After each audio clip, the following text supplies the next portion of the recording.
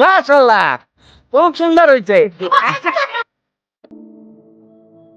আরো সুন্দর, কত সুন্দর বউ। টাকা না দিলে বাসের ভাড়া ঢুকতে দিব না। কত 10,000।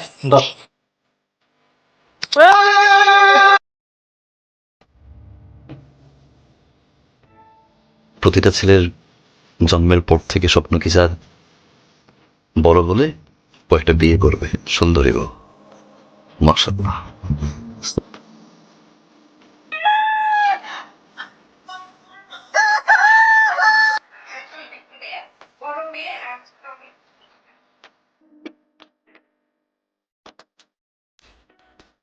দেখো হাত পুরাই ফেলাই না আবার। আপা যে সুন্দর গান বাড়িছে। তাহলে তো নতুন করে আর ভালোই, তাই না? এই যে আমি একটা মানুষ ফুলের ভিতরে, তারা তো মাথায় নাই। এক কাপ চা তো দেওয়া উচিত না? তুই তো কোনদিন চা খাস না, আজকে হঠাৎ চা খাইতে চাইতেছস? আগের হিসাব আর এখন হিসাব তো এক না মা। তোর ভাইয়ের লেগে এক কাপ চা বানাই দে। ভাইয়া চায়ে কি চিনি বেশি দিব নাকি কম? 2 চামচ লবণ দিয়ে দে। লবণটা তাহলে বউরাতেই দিও। আচ্ছা দেখেন তো সব ঠিক আছে কিনা। চিনেই তো হয় নাই। এবার দেখেন তো। বাহ, কি মিষ্টি, কি স্বাদ।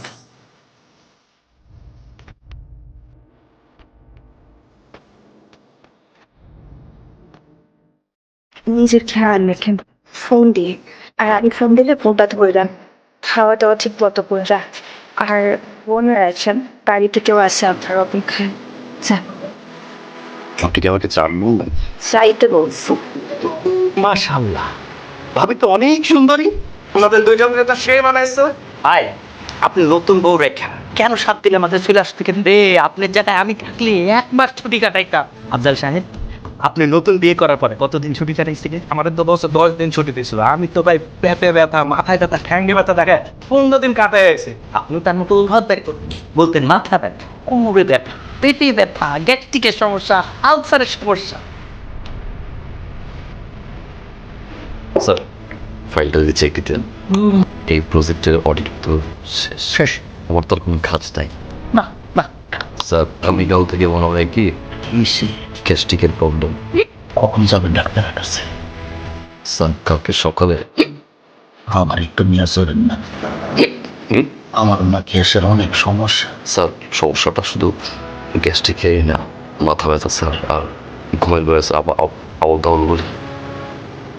বয়স ছবি আছে? জি স্যার। মাশাআল্লাহ, আপনার বউ তো খুব সুন্দর। যাও 3 দিনের ছুটি, ঈদের আগে কিন্তু আর ছুটি দেব না। আর কোনো ছুটি আমার লাগবে না স্যার, ঈদের আগে আর কোনো ছুটি লাগবে না। আপনার কি আমার কথা মনে পড়ে না? সরি, আসলে অফিসে একটু কাজ ছিল তো তাই মনে করতে পারি নাই। এই শুরু হয়ে গেল বাহানা না? সরি। সরি বললে হবে না, যেটা যাবো সেটা তো করতে পারবেন না। কি করতে হবে? এখন এই মুহূর্তে আমার সামনে আসতে হবে, পারবেন না তো না? ওকে, 1 মিনিট শোয়ানো, মিনিট তো সামনে আসতে। বাহানা দিয়ে ফোনটা কেটে দিল, বলে 1 মিনিটের মতো আমার চোখের সামনে আসবে। আর বাড়িতে শো।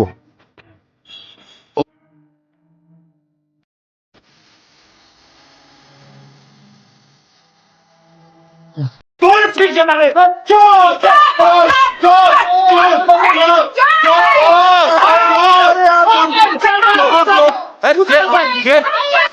চেনে না।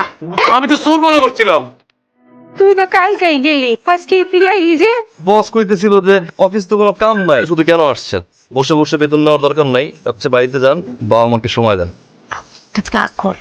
আপনি বললেন না কেন আপনি আসবেন? বললে কি হতো? বলেন নাই কেন আপনি আসবেন? একটা ছেলের সবচেয়ে প্রিয় জিনিস কি জান? তার ভালোবাসা মানুষের মুখে হাসে। ফোনে বলে দেখতে পারতাম কে হাসে না। যদি পারস একদিন বেশি ছুটি নিয়ে ঈদের আগে আগে এসে পড়িস। অন্যের চাকরি করি না মা, চাইলে কিছু দিতে পাওয়া যায়। দাদা ঈদে কোন কালারের পাঞ্জাবি নিয়ে যাবো? আমার আবার কালার, তোমার যেটা মনে চায় এইটাই আইনো। ঠিকঠাক মতো আইস, হ্যাঁ? চিন্তা করিস না, দুমদম করে বিয়েটা দিন। আব্বা শরীরের খেয়াল রাখেন। আচ্ছা ঠিক আছে, আল্লাহ নবী। দাদা আসি। বাসে ঘুমায় পড়েন না। একদম বলো না ভালোবাসেন। ভালোবাসি, অনেক ভালোবাসি।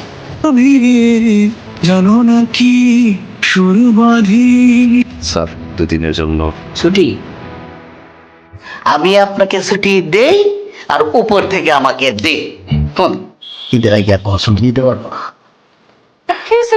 বমি করতেছে সকাল থেকে। আমি বাইরে জানাও। আরে আমি জানাই দিতেছি এখন।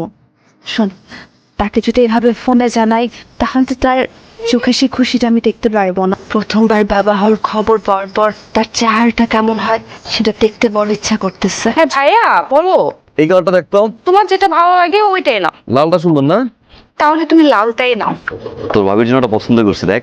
অনেক সুন্দর হয়েছে, ভাবিকে অনেক মানাবে। শোন, ভাবিরে বলবি না। ঠিক আছে। বাসের টিকিট কয়টা পাইলেন? 10টা। রাত 10টার সময় বাসের টিকিট পাইলে আপনি বাড়ি যাইবেন কখন? ঈদের নামাজ দিবা পড়বেন কখন? আপনি আমার সাথে চলেন তো ভাই। মোটরসাইকেলে আমি তো প্রতিবার বাইকে যাতায়াত করি, কোনো তো সমস্যা হয় না। সুন্দর মতো যখন গল্প করতে করতে গেলাম, দিনে দিনে পৌঁছাই গেলাম। একটু আগে আগে গেলে পরিবারের সময় দিতে পারলেন, ঈদটা ভালো মতো কাটাইতে পারলেন। এতদূরের পথ তো কোনো সময় যাওয়া আসা করে নিয়ে মোটরসাইকেল। আপনার বিবেচনা আপনি বাইরে দেখেন। আচ্ছা বাবু ভাই, তাহলে যাই। যে আপনি সকাল সকাল রেডি থাকেন, আর মোটরসাইকেল নিয়ে আপনার ম্যাচ থেকে তুলে নিতে পারবেন।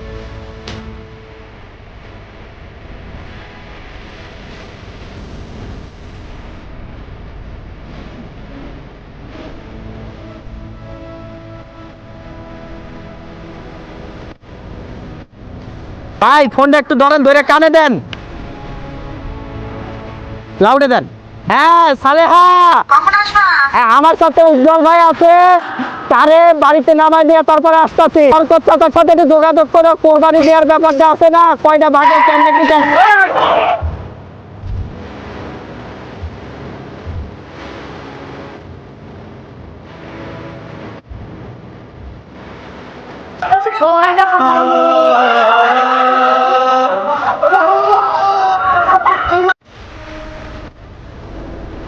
নাম করে বিয়ে দেব। 10টা লাভাজটা একটা ওরা হাতে মেখে দিই, পায়ে অল্প।